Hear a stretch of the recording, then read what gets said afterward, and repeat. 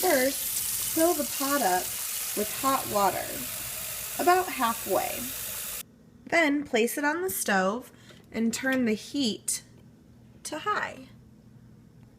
Once the water begins to boil, you can add the noodles.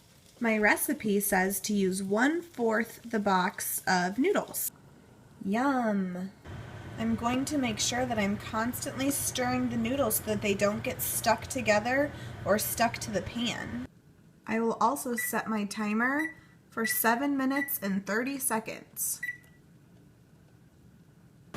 While the noodles are boiling, I'm going to get out my cheese and milk. The recipe also says I need butter. I'm going to need to cut one section of the 4-ounce cheese. So it says right here 4 ounce. I'm going to take my knife and cut right there after I peel back the foil.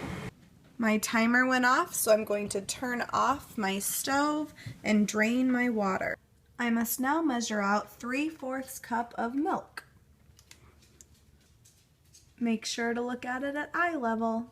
I pour the milk in first. The pasta is very hot. Then I add in my 1/2 stick of butter. Lastly, I put in the 4 ounces of Velveeta cheese. I turn the heat back on to a little above low, and I stir everything together.